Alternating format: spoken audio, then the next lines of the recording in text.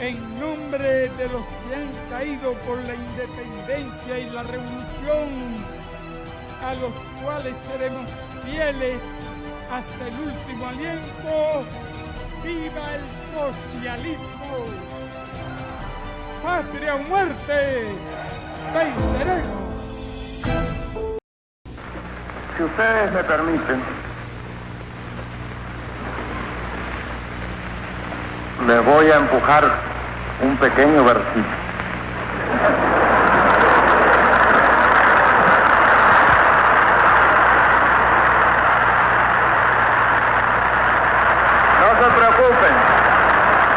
No se preocupen, porque no es de mi propia inspiración, como dicen.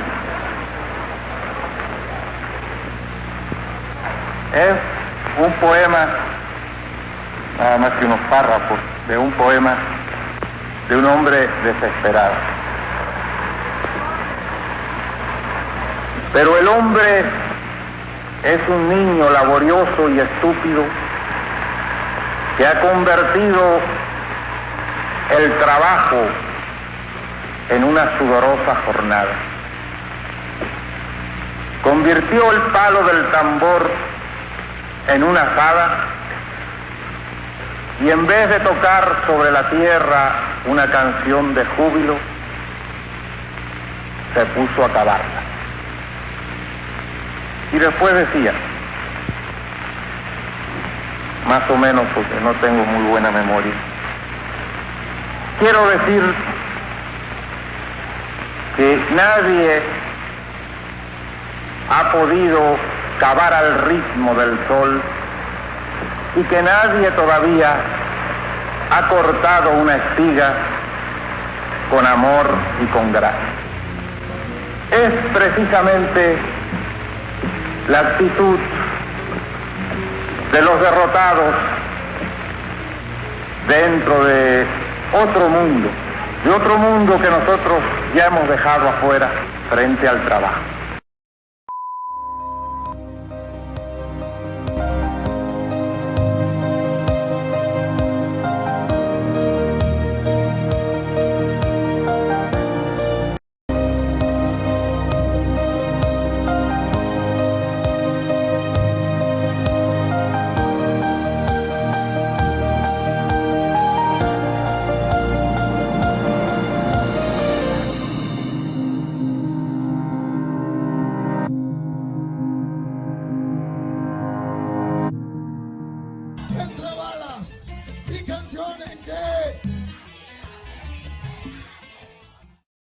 Hijos de la patria.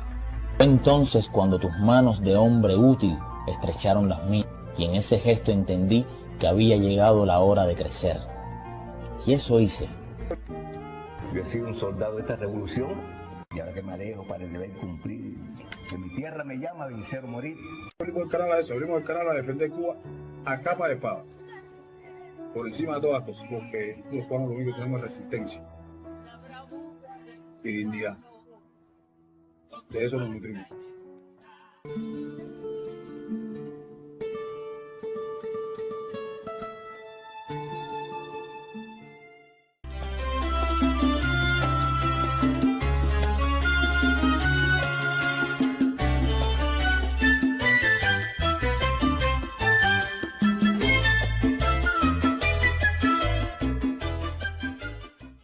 Como aquel Juan humilde que salió de las entrañas de ese pueblo para integrarse al cuerpo rebelde de la nación y que en su primer combate dejó en un grito, en esa frase que lo inmortalizó, la respuesta definitiva de Cuba, de nuestra nación, a quienes intenten rendir. Aquí no se rinde nada. Pioneras por el comunismo. Ahora sí, la historia tendrá que contar con los pobres de América, con los explotados y vilipendiados de América Latina, que han decidido empezar a escribir ellos mismos para siempre su historia. Y esa ola de estremecido rencor, de justicia reclamada, de derecho pisoteado que se empieza a levantar por entre las tierras de Latinoamérica, esa ola ya no parará más. Esta ola irá creciendo cada día que pase, porque esa ola la forman los mayoritarios en todos los aspectos, los que acumulan con su trabajo las riquezas, crean los valores, hacen andar las ruedas de la historia y que ahora despiertan del largo sueño embrutecedor a que los sometieron.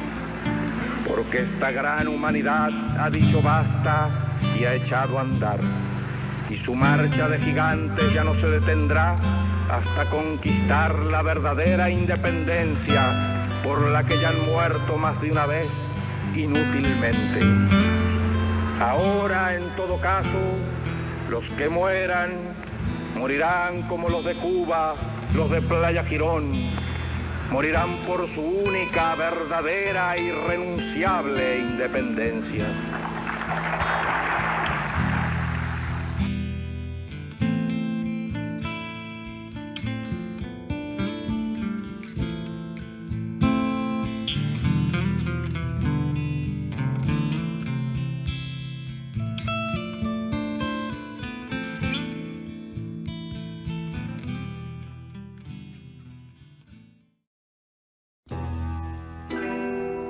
Nunca como hoy, las ideas del guerrillero heroico fueron tan vigentes.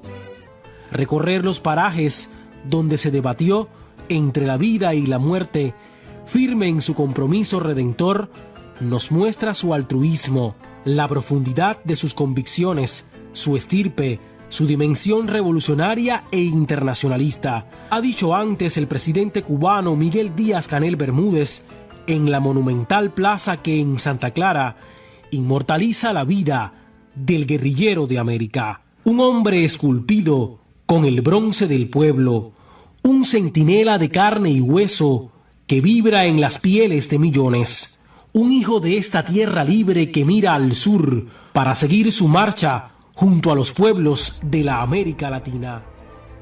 Familia, buenos días, buenas tardes y buenas noches. Depende del lugar, el continente, la hora, el país. Para darle comienzo a esto, vamos a hacerlo de esta manera. A ver qué les parece. Como cada 8 de octubre, desde la salida del sol, alumnos de la Escuela Militar Camilo Cienfuegos de Villa Clara realizaron guardia de honor a Ernesto Guevara de la Serna desde el complejo escultórico que lleva su nombre. Representantes del Partido Comunista, el gobierno, las Fuerzas Armadas y organizaciones de masas del territorio también rindieron tributo en el mausoleo de la guerrilla del Che y guardaron un minuto de silencio a 56 años de su captura en combate. En las jornadas de homenaje a uno de los guerrilleros más célebres de América también se incluyen trabajos voluntarios, actividades deportivas, entrega de carnet de ingreso a la Unión de Jóvenes Comunistas y este lunes más de 6.000 niños villaclareños recibirán su pañoleta azul para seguir su ejemplo.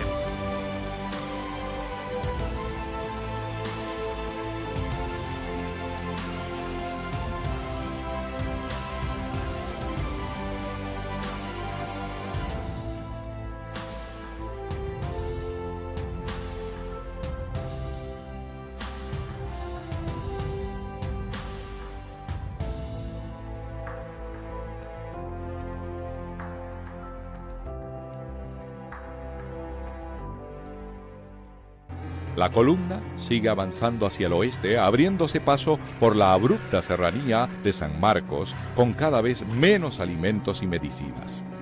Mientras el Che deambulaba por el Río Grande, el grupo de Joaquín, que se había quedado en Bellavista, esperó durante 3 semanas el contacto con la vanguardia conducida por el Che. El grupo de la retaguardia contaba con 17 integrantes. Joaquín, Marcos, Braulio, Pedro, Polo, Walter, Víctor, Negro, Serapio y Ernesto. Estaban además enfermos Alejandro, Tania y Moisés Guevara, más los 4 exintegrantes de la guerrilla que habían sido expulsados y que por seguridad se los retenía, a los que se denominaba la resaca: Eusebio, Chingolo, Paco y Pepe. El grupo tenía dificultades para moverse por los enfermos. Una semana después, Marcos, Antonio Sánchez Díaz, cubano, y Víctor Casildo Condori, boliviano, que fueron enviados a explorar por las cercanías de Ticucha, son emboscados por campesinos armados bajo el mando del subteniente Néstor Ruiz, y al no rendirse, son muertos en combate. Al día siguiente, una fracción del ejército ataca a la columna guerrillera, abatiendo a Serapio Aquino Tudela. Joaquín ordena el repliegue hacia el poblado de Taperas. El ejército los persigue hasta allí durante 10 kilómetros, provocando el desbande del grupo. El ejército ubica al grupo de Joaquín en las serranías de Iñao, al este de Taperillas, produciéndose el combate en dichas alturas en la que cae Pedro Antonio Jiménez, boliviano. A marcha forzada los militares se recorren el camino y entran en convenio con Honorato Rojas para que conduzca a los guerrilleros a una trampa. 41 militares se ubican a ambos lados del río. A las 6 de la tarde aparece Honorato Rojas, conduciendo a los guerrilleros por el vado que les permitiría cruzar al otro lado. Una vez iniciado el cruce, el guía desaparece. Minutos después se inicia el tiroteo, cayendo casi todos los guerrilleros. Braulio Israel Reyes, cubano, que encabezaba la columna, todavía tiene tiempo de disparar su arma, matando a un soldado antes de caer acribillado. Tania, Polo, Apolinar Aquino, boliviano, Walter Arancibia, boliviano, Moisés Guevara, boliviano, Joaquín Juan Vitalio Acuña, cubano, comandante de la columna, y Alejandro Gustavo Machín, cubano, mueren instantáneamente. Negro, Restituto José Cabrera, peruano, se escabulle arrastrado por las aguas, y Paco José Castillo, boliviano, y Ernesto Freddy Maimura, boliviano, son detenidos. Paco, quien accede a colaborar, salva la vida, pero Ernesto Freddy Maimura, quien se negó a dar información alguna, es herido en un brazo y luego asesinado en la playa con el consentimiento del entonces capitán Mario Vargas Salinas, quien relata así la escena: reaccioné y disparé sin apuntar. Ese fue el inicio de la emboscada, que no duró más de 3 o 4 minutos. El río se llenó de cabecitas y mochilas que la correntada llevaba río abajo. No había previsto eso, así que había peligro de no poder recuperar los cadáveres para mostrarlos, y así convencer a mis colegas y al periodismo de que lo de la emboscada había sido real. Di orden que todos mis hombres salieran a la caza y a la pesca, y recuperamos 7 cuerpos. Negro, que había logrado escapar, llega hasta el río Palmarito, afluente del Ñancahuazú, cansado, sin armas. Es alcanzado por una patrulla militar guiada por un perro pastor alemán. Atacado por el perro, Negro mata al animal y luego es asesinado a culatazos por soldados de la compañía Toledo de la 4ª División, encabezados por el sanitario de la misma. Luego su cadáver es trasladado a Choretí, donde es enterrado en una fosa sin nombre, como acostumbraba hacer el ejército con los cadáveres de los guerrilleros. Cuando se producía la emboscada sobre el Río Grande, el Che y su columna estaba a escasos 3 kilómetros de la casa de Honorato Rojas. Ambas columnas estuvieron a punto de encontrarse y por pocas horas no lo lograron, sellándose de esta forma el principio del fin de la guerrilla. El Che permanece en la zona de la casa de Honorato Rojas por 2 días. Honorato y su familia habían abandonado la casa horas antes de la llegada de la 2ª columna guerrillera. En esta área se producen algunos enfrentamientos con el ejército. Acamparán otro par de días en la junta entre el río Masicurí y Río Grande para dirigirse luego hacia el norte, bordeando el Río Grande. Luego de la emboscada en el Río Grande, la suerte de la retaguardia de la guerrilla había sido sellada. El Che se enterará por radio de la noticia de la desaparición de la columna de Joaquín, aunque no le dará crédito sino hasta días después, cuando los datos brindados por los noticieros demuestran ser irrebatibles. Los cadáveres de los caídos en la emboscada de Río Grande son identificados por Paco, el único sobreviviente, y luego transportados en mulas hasta Masicurí, y de allí en camiones hasta Valle Grande, para ser exhibidos en la morgue del Hospital Señor de Malta. El cadáver de Tania, que había sido encontrado en estado de descomposición 3 días después, aguas abajo, es enterrado con honores militares en Valle Grande, acto en que participó el presidente René Barrientos. Días después, el cadáver de Tania será desenterrado y colocado en una fosa común en un terreno bajo administración militar en Valle Grande.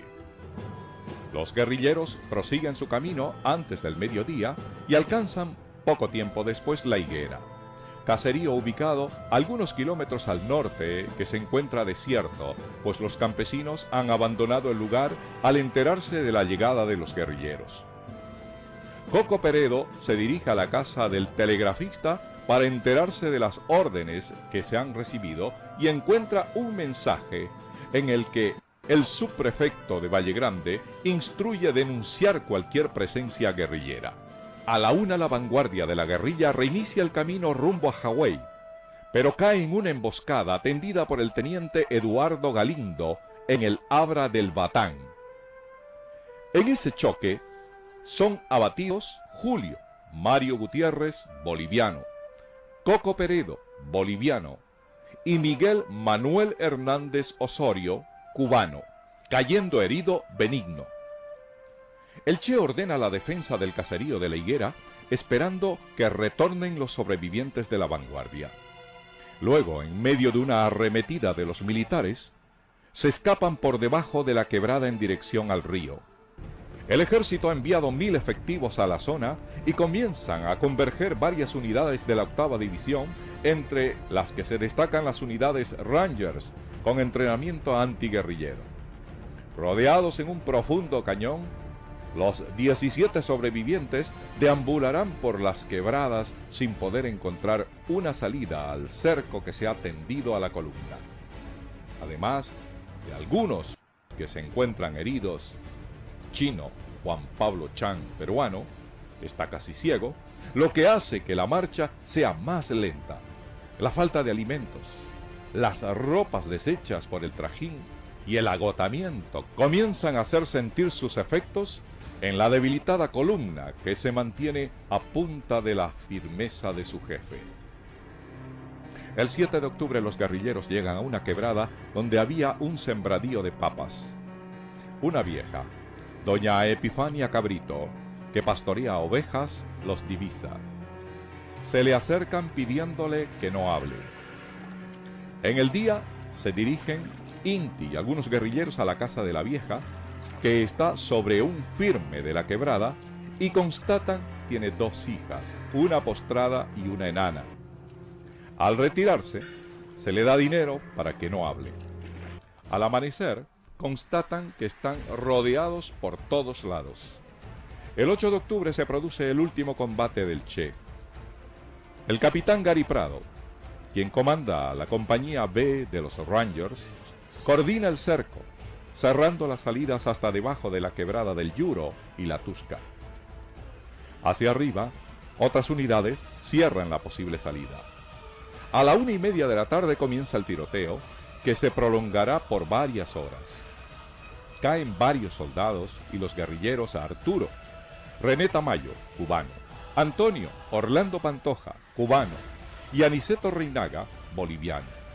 El Che, que está al centro de la quebrada, decide eludir el cerco junto a Willy, Cuba, boliviano.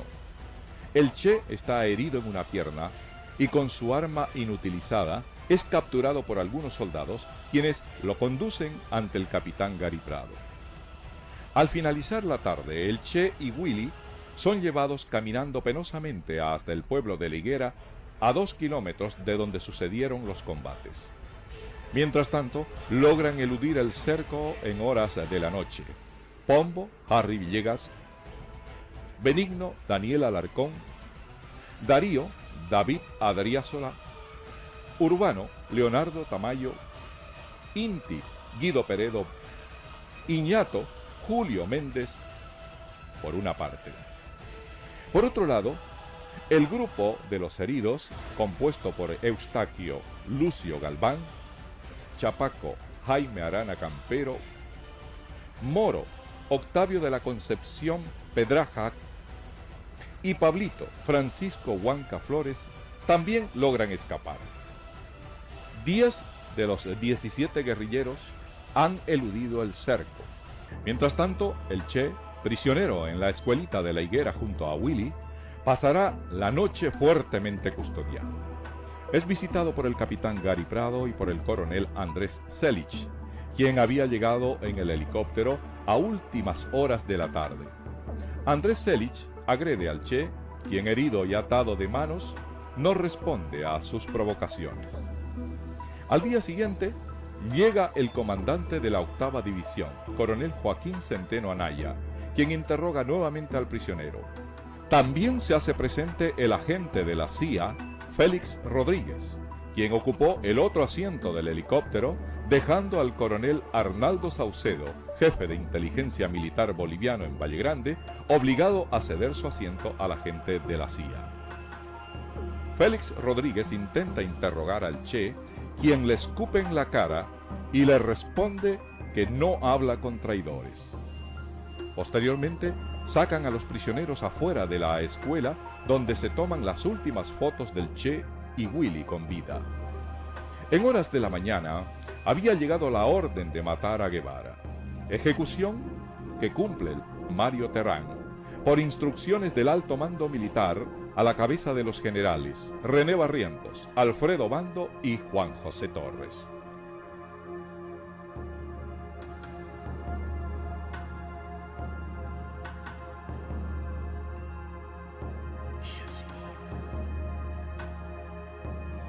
El cadáver del Che y de los otros guerrilleros fueron trasladados en helicóptero en horas de la tarde del 9 de octubre a Valle Grande, en donde fueron exhibidos a la prensa y a la población en la lavandería de la morgue del Hospital Señor de Malta. Octubre de 1967 dejó ecos infinitos en la memoria de Susana Osinaga. Valle Grande lo sabe mejor que nadie. Por eso nunca se asombra cuando la ven caminarse hasta la antigua lavandería del Hospital Señor de Malta, donde aquel infausto octubre cumplió como enfermera de la institución y junto a una colega suya la encomienda de limpiar el cuerpo sin vida del Che. El director nos dijo a nosotros las dos enfermeras que vamos a alistar la lavandería, que iba a llegar un hombre que se llamaba Che. Nosotras no la conocíamos ni nadie la conocía. Nadie la conocía quién era Che. Y entonces hemos venido a lavar la lavandería, a arreglar el grifo, todo eso. Cuando el helicóptero sonó,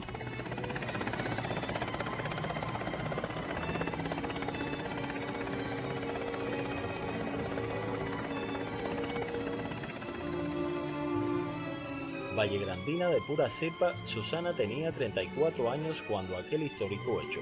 De entonces conserva intactos en su recuerdo infinidad de detalles de lo ocurrido después que los victimarios del Che trasladaron su cadáver desde la higuera hasta la lavandería del Hospital Señor de Malta.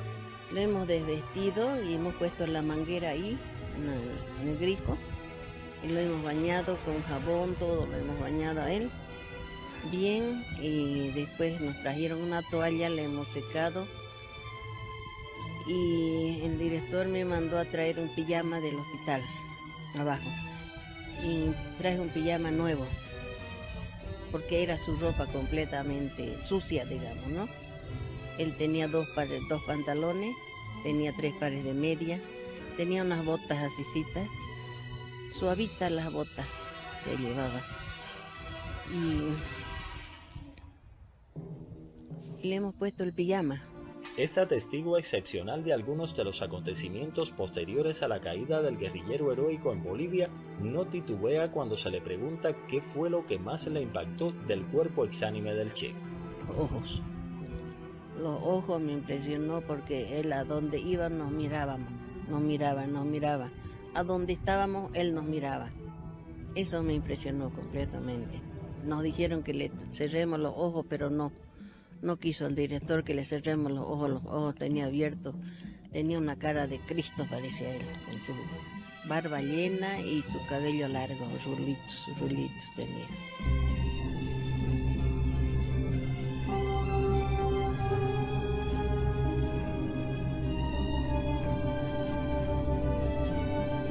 las 10 por ahí creo lo han traído, no recuerdo bien, ¿no? En la mañana. Y la gente, claro, se vino todo el pueblo, digamos, a mirarlo quién era el Che Guevara. Entraba por un lado, por otro lado salían mirándolo quién era. Vino una profesora, se sacó un rulito porque él tenía el cabello largo. Sí, cortó un rulito de su cabello, pero a nadie dijo para qué era. Con el decurso de los años, Susana comprendió mejor quién era aquel hombre cuya fisonomía inerte ella tuvo en sus manos el 9 de octubre de 1967. ¿Usted considera que esa es una de las grandes cosas que le han sucedido en su vida? Al menos ahora creo que es importantísimo, ha sido un hombre importante, ¿no? Para todo. Y él me cree, yo creo que estoy viva todavía y sana, que tal vez me tiene. ¿Considera que él la protege?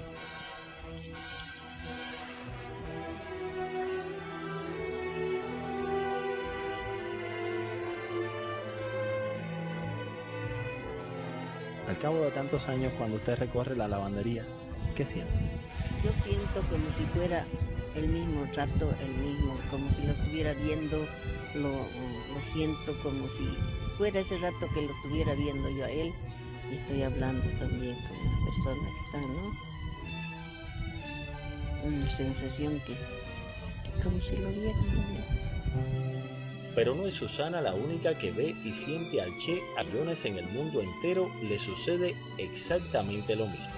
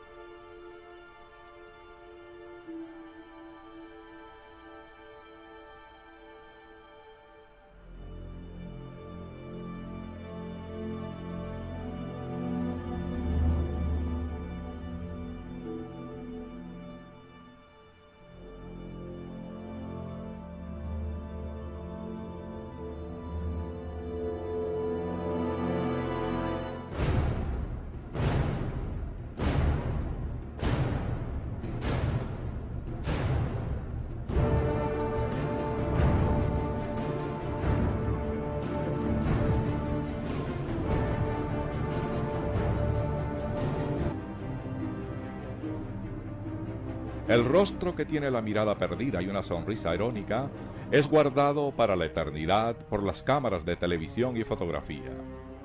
El gobierno, por temor a ser descubierto en sus contradicciones, creada por la mentira difundida que el Che murió en combate, apresura la desaparición del cadáver. Pero para evitar dudas respecto a la identidad del guerrillero, instruye cortarle las manos para guardar los dedos que puedan demostrar a través de las huellas dactilares la identidad de Guevara.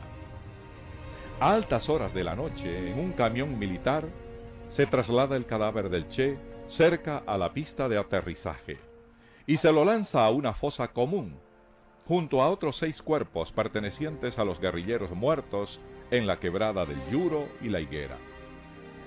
Horas más tarde, llegan el hermano del Che, Roberto Guevara, para identificar el cadáver, pero ya no pueden ver los restos del guerrillero.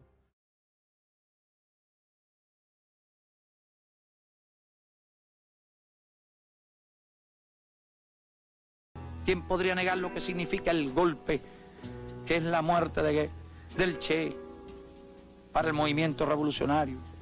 El no poder contar ahora con su experiencia, con su inspiración, con esa fuerza de su prestigio que imponía temor a los reaccionarios. Es un golpe fuerte, muy duro. Pero sin embargo, nosotros estamos seguros de que él era, más que nadie, un convencido de que la vida física de los hombres no es lo principal, sino su conducta. Y solo así se explica, solo así encaja dentro de su personalidad y su acción ese desprecio absoluto por el peligro. Habana, año de la agricultura, Fidel, me recuerdo en esta hora de muchas cosas, de cuando te conocí en casa de María Antonia, de cuando me propusiste venir, de toda la tensión de los preparativos. Un día pasaron preguntando a quién se debía avisar en caso de muerte, y la posibilidad real del hecho nos golpeó a todos. Después supimos que era cierto, que en una revolución se triunfa o se muere, si es verdadera. Muchos compañeros quedaron a lo largo del camino hacia la victoria. Hoy todo tiene un tono menos dramático porque somos más maduros, pero el hecho se repite. Siento que he cumplido la parte de mi deber que me ataba a la revolución cubana en su territorio y me despido de ti, de los compañeros, de tu pueblo, que es ya mío. Hago formal renuncia de mis cargos en la dirección del partido, de mi puesto de ministro, de mi grado de comandante, de mi condición de cubano. Nada legal me ata a Cuba, solo lazos de otra clase que no se pueden romper como los nombramientos. Haciendo un recuento de mi vida pasada, creo haber trabajado con suficiente honradez y dedicación para consolidar el triunfo revolucionario.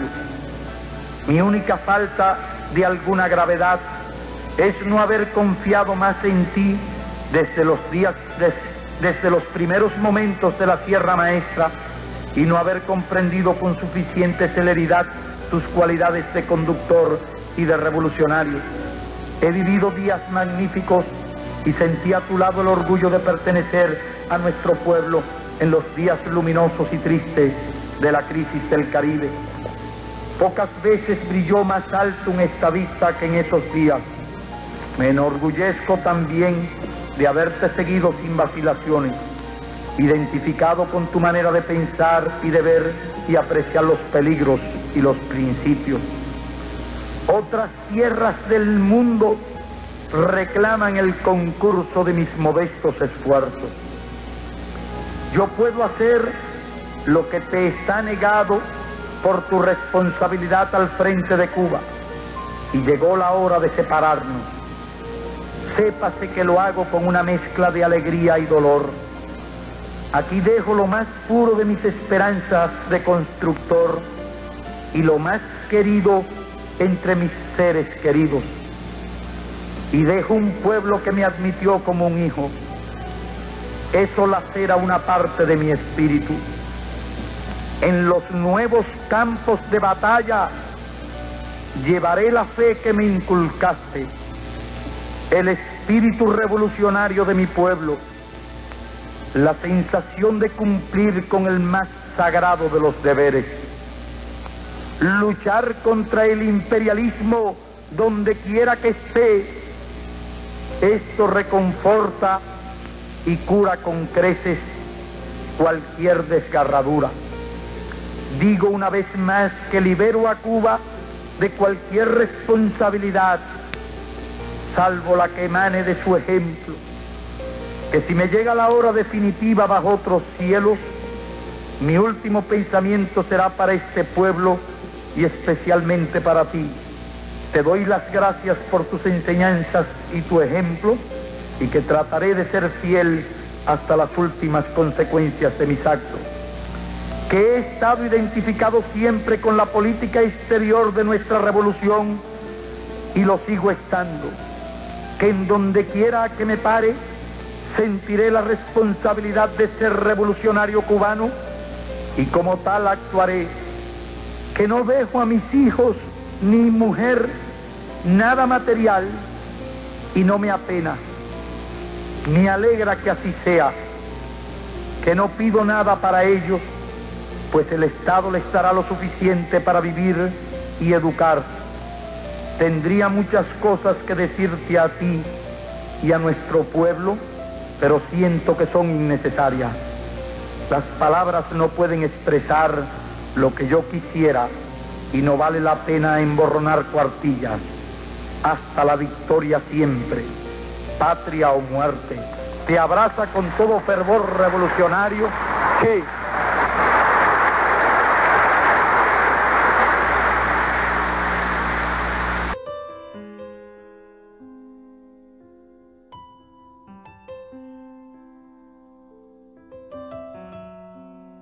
Muchas veces he soñado, yo a veces le he contado a la gente las cosas que uno sueña. Y he soñado que estoy hablando con él, que está vivo. Una cosa muy especial, ¿no? Una persona que no le cuesta mucho trabajo resignarse a la idea de su muerte. ¿Y a qué obedece eso, a mi juicio? Que tiene una presencia siempre tan permanente en todo.